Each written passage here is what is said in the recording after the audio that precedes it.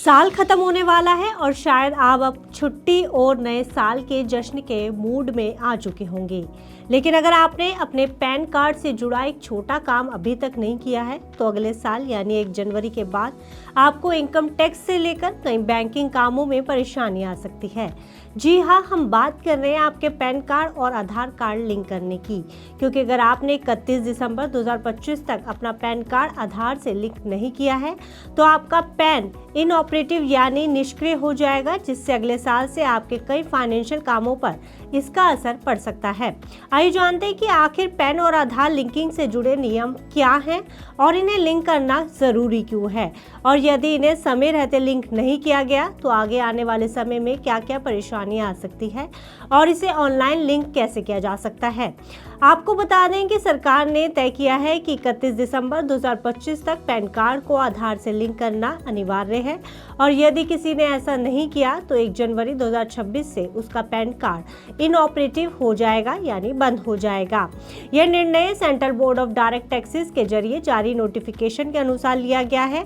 ध्यान देने वाली बात यह है कि ये नियम उन लोगों पर लागू होता है जिनका पैन आधार एनरोलमेंट आईडी के आधार पर 1 अक्टूबर 2024 से पहले जारी हुआ था। अब ये भी जान लीजिए कि आखिर पैन आधार लिंकिंग जरूरी क्यों है। जैसा कि आप जानते हैं कि पैन और आधार दोनों भारत में सबसे ज़रूरी डॉक्यूमेंट्स हैं जिनका कई जगह इस्तेमाल ज़रूरी है। ऐसे में इन दोनों को लिंक करने की मेन वजह डुप्लीकेट पैन कार्ड्स को बनने से रोकना, टैक्स चोरी पर रोक लगाना, वित्तीय लेन देन को सुरक्षित बनाना और टेक्नोलॉजी के जरिए पहचान को मजबूत करना है। सरकार चाहती है कि हर व्यक्ति का पैन आधार से जुड़े ताकि टैक्स रिटर्न, निवेश और बैंकिंग और वित्तीय सेवाओं में कोई गड़बड़ी ना हो और ट्रांसपेरेंसी पूरी तरह बरकरार रहे। ऐसे में यदि इन दोनों को लिंक नहीं किया गया तो आपका पैन कार्ड इनऑपरेटिव माना जाएगा, जिससे अगले साल आप इनकम टैक्स रिटर्न फाइल नहीं कर पाएंगे। टैक्स रिटर्न फाइल ना करने के चलते आपको इनकम टैक्स डिपार्टमेंट की तरफ से नोटिस भी आ सकता है। वहीं आपका कोई टैक्स रिफंड बना है तो आप उसे भी क्लेम नहीं कर सकेंगे। वहीं इससे आपके कई बैंकिंग और निवेश से जुड़े कामों पर भी असर पड़ सकता है। आपको म्यूचुअल फंड में एसआईपी, शेयर्स या demat account transactions, new bank account या केवाईसी में भी परेशानी आ सकती है। वहीं पैन ना होने की वजह से आपके फॉर्म 15G और 15H स्वीकार नहीं होंगे, जिससे आपके ब्याज पर भी ज़्यादा टैक्स कट सकता है। आपके लिए लोन और क्रेडिट फैसिलिटी लेना भी मुश्किल हो सकता है, क्योंकि पैन की गैर मौजूदगी में आपके पर्सनल लोन, होम लोन जैसे एप्लीकेशंस हैं वो रिजेक्ट हो सकती हैं। कुल मिलाकर पैन इनएक्टिव होने से आपकी फाइनेंशियल लाइफ काफ़ी हद तक प्रभावित हो सकती है। इसलिए आपके लिए इन दोनों को लिंक कराना बेहद ज़रूरी है। अब ऐसा करना किन लोगों के लिए ज़रूरी है ये भी जान लीजिए। आपको बता दें कि जिन लोगों का पैन आधार एनरोलमेंट आईडी के जरिए 1 अक्टूबर 2024 से पहले जारी हुआ था, उन्हें 31 दिसंबर 2025 तक लिंक करना अनिवार्य है। बाकी लोग जिनका पैन पहले से आधार से लिंक दिख रहा है उनके लिए ये प्रोसेस पहले ही पूरा माना गया है। वहीं एनआरआई, 80 साल से ज़्यादा के सीनियर सिटीजन्स और कुछ स्पेसिफिक राज्यों के निवासी जैसे जम्मू एंड कश्मीर, इन लोगों के लिए ये लिंकिंग ज़रूरी नहीं है।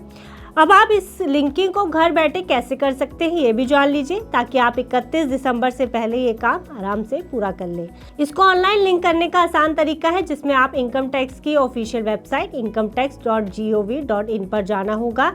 लिंक आधार पर ऑप्शन चुनें, पैन आधार नंबर और मोबाइल नंबर भरें, OTP को वेरीफाई करें और बस आपका काम हो गया। अगर आपका पैन पहले से इनएक्टिव है तो 1000 रुपये की पेनल्टी देकर लिंक को कंप्लीट कर सकते हैं। इन स्टेप्स के जरिए आप अपने पैन को आधार से लिंक कर सकते हैं। लेकिन आपको बता दें कि अगर पैन और आधार में नाम, डेट ऑफ बर्थ या जेंडर मिसमैच होता है तो ये लिंकिंग फेल भी हो सकती है। इसलिए पहले दोनों डॉक्यूमेंट्स की डिटेल्स एक बार पूरी तरह से चेक कर लें कि दोनों डॉक्यूमेंट्स में आपके नाम, डेट ऑफ बर्थ, जेंडर की स्पेलिंग और तारीख सेम हो। हालांकि अगर आप ये डेडलाइन मिस कर देते हैं तो आपका पैन इनऑपरेटिव हो जाएगा, लेकिन आप इसे बाद में भी लिंक कर सकते हैं, जिसके लिए आपको 1000 रुपये की पेनल्टी चुकानी पड़ सकती है। लिंकिंग के बाद पैन फिर से एक्टिव हो जाएगा। ऐसे में समझदारी यही है कि इस पेनल्टी से बचने के लिए 2 मिनट का समय निकालकर इस काम को तुरंत कर लें, ताकि आपको आगे चलकर कोई परेशानी ना हो। फिलहाल इस खबर में इतना ही। आप बिजनेस से जुड़ी अन्य खबरों के लिए देखते रहिए Money9।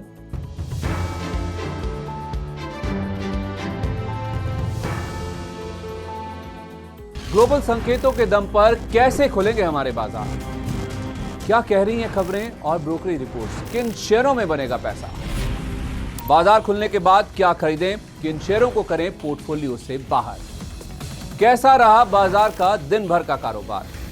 कैसे तैयार करें कल के बाजार की स्ट्रैटेजी? इन सब सवालों के जवाब जानिए मेरे साथ ओपनिंग बज और क्लोजिंग बज में इन वक्त पर सिर्फ मनी 9।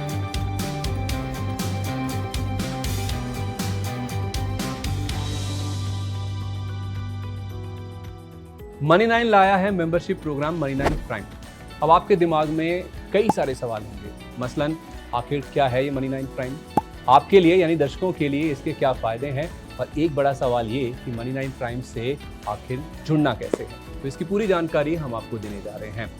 मनी 9 प्राइम में 3 प्लान होंगे, इकोनॉमी, स्टैंडर्ड और वीआईपी। तो फटाफट ज्वाइन कीजिए YouTube पर मनी 9 प्राइम। ज्वाइन करने के लिए मनी 9 के YouTube पेज पर जाइए, होम पेज पर मिलेगा ज्वाइन बटन, इसे क्लिक करें, अपनी पसंद का प्लान चुनें और बस हो गया, अब आप रहेंगे सबसे आगे।